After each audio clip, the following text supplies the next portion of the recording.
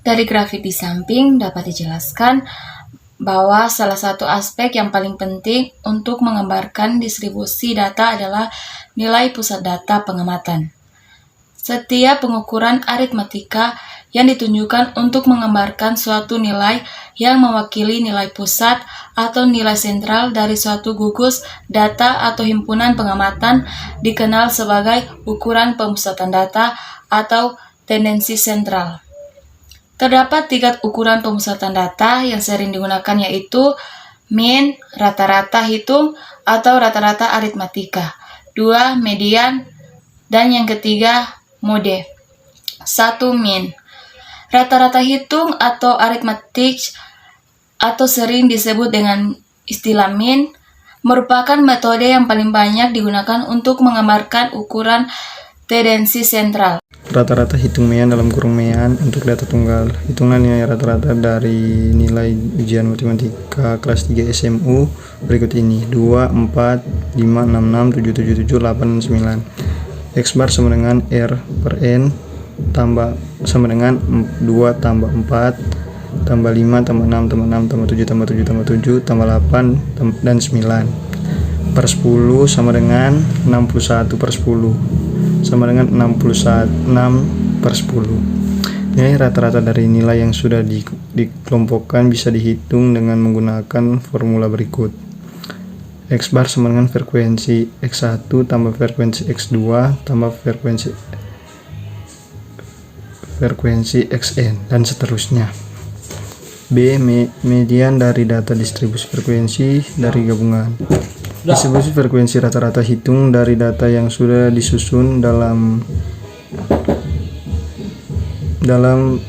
bentuk tabel distribusi frekuensi dapat ditentukan dengan menggunakan formula yang sama dengan formula untuk menghitung nilai rata-rata dari data yang sudah dikelompokkan, yaitu X bar sama dengan frekuensi I per frekuensi I. Rata-rata gabungan atau rata-rata terboboti dalam kurung weighted mean.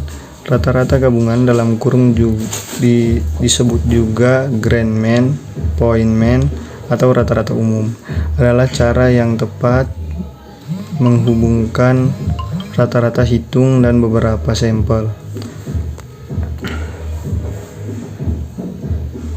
X bar sama dengan NI RI per NI sama dengan X bar sama dengan X bar frekuensi I RI per frekuensi I. 3 subsampel masing-masing berukuran 10, 6, 8 dan rata-ratanya 45, 18 dan 62.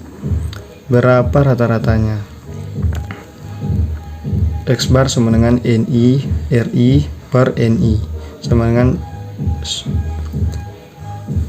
tutup kurung 10 tutup kurung 45 tambah 6 tutup kurung 18 tambah 8 tutup kurung 62 per 10 tambah 6 tambah 8 sama dengan 143,9. 2. Median dan pengukuran atau pengamatan X1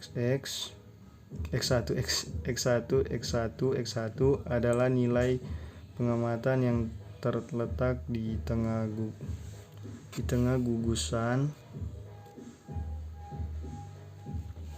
dan setelah data tersebut diurutkan. Apabila banyaknya pengamatan N ganjil, median terletak tepat di tengah gugus data dan yang berada di tengah gugus data. Dengan demikian, median membagi himpunan pengamatan menjadi 2 bagian yang sama.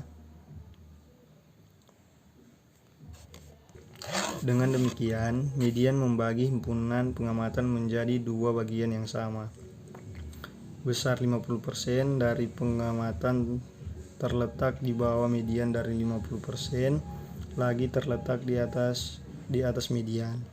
Median sering dibanggakan dengan X-bar, dibaca X-style apabila sumber datanya berasal dari sampel dibaca dari Petit-style. Sampel untuk media populasi. Median tidak dipengaruhi oleh nilai-nilai aktual dari pengamatan melainkan pada posisi mereka. Prosedur untuk menemukan nilai median. Pertama, urutkan data terlebih dahulu, kemudian ikuti salah satu prosedur berikut ini. 1. Banyaknya data ganjil. Median adalah nilai yang berada tetapi di tengah gugusan data.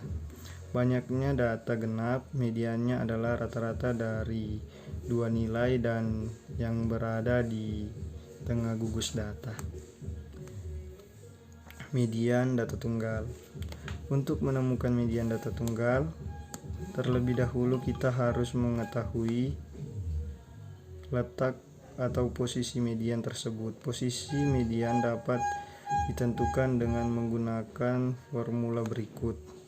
Posisi median sama dengan (n tambah 1 per 2). Median data tunggal.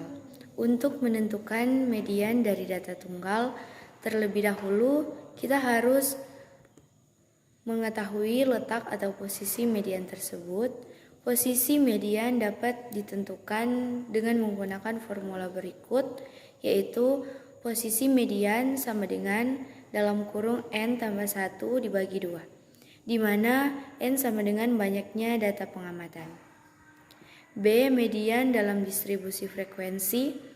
Formula untuk menentukan median dari tabel distribusi frekuensi adalah sebagai berikut. ME sama dengan B tambah P (1/2 N kurang F besar dibagi F kecil). B artinya batas bawah kelas median dari kelas selang yang mengandung unsur atau memuat nilai median. P artinya panjang kelas median. N artinya ukuran sampel atau banyak data. F kecil artinya frekuensi kelas median. F besar artinya jumlah semua frekuensi dengan tanda kelas lebih kecil dari kelas median. Baik, saya akan menjelaskan untuk judul yang ketiga, yaitu mode. Mode yang pertama, mode adalah data yang paling sering muncul atau sering terjadi. Yang kedua, untuk penentukan modus, pertama susun datamu dalam urutan meningkat atau sebaliknya, kemudian hitung frekuensinya. Ketiga, nilai yang frekuensinya paling besar atau sering muncul adalah modus. Keempat, modus digunakan baik untuk tipe data numerik ataupun data kategoris yang mungkin modus tidak dipengaruhi oleh nilai ekstrim. Beberapa kemungkinan tentang modus suatu gugus data, yaitu pertama, apabila pada sekumpulan data terdapat dua mode, maka gugus data tersebut dikatakan multimodel. Yang kedua, apabila pada sekumpulan data terdapat lebih dari dua mode, maka gugus data tersebut dikatakan multimodel. Ketiga, apabila pada sekumpulan data tidak terdapat mode, maka gugus data tersebut dikatakan tidak mempunyai modus. Meskipun suatu gugus data mungkin saja tidak memiliki modus, namun pada suatu distribusi data kontinunya, modus dapat ditentukan secara analitis, yaitu dengan cara yang pertama, yaitu untuk gugus data yang distribusinya simetris, nilai mean dan modus semuanya sama.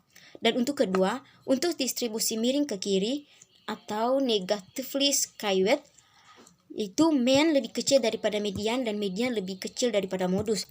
Untuk keempat, atau untuk distribusi miring ke kanan atau positively, yaitu terjadi hal yang sebaliknya, yaitu mean lebih besar daripada median dan median lebih besar daripada modus. B. Mode dalam distribusi frekuensi. MO sama dengan B tambah P dalam kurung B1 per B1 tambah B2, di mana MO sama dengan modal atau kelas yang membuat modus. B. Batas bawah kelas modal. P. Panjang kelas modal.